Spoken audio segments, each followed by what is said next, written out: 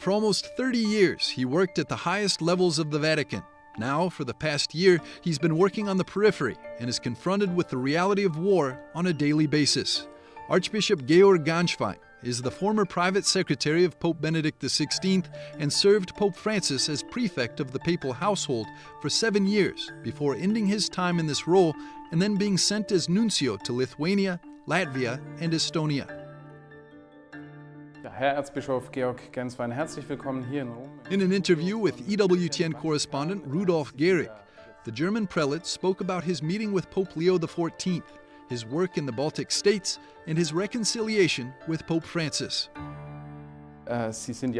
You have been here in Rome for the Jubilee of the Holy See, where, among other things, you passed through the Holy Door together with Pope Leo XIV. How was that moment for you?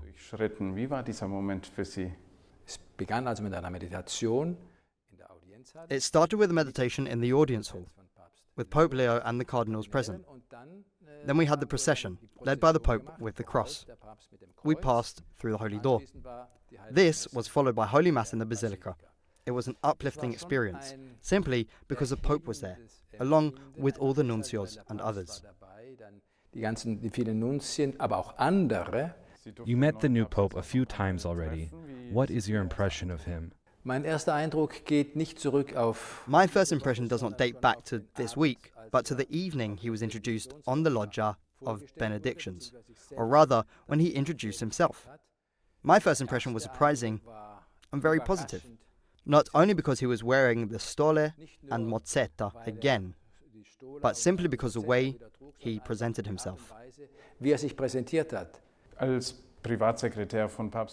As Pope Benedict's private secretary, you witnessed the papacy up close.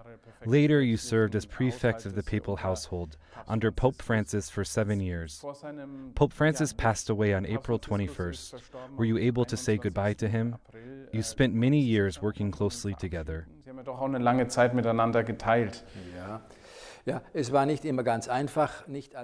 Yes, it wasn't always easy. Not everything was as the press reported, that there was a big rift. That's not true.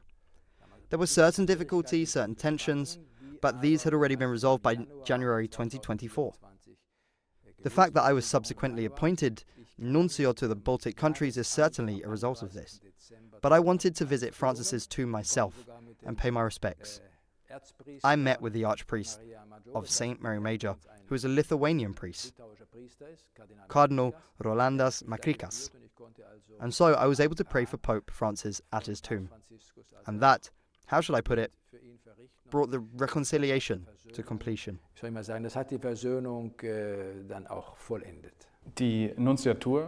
Your nunciature is in Vilnius, the capital of Lithuania. It is located just under 600 kilometers away from Kiev. How present is the war in Ukraine right now in your everyday life?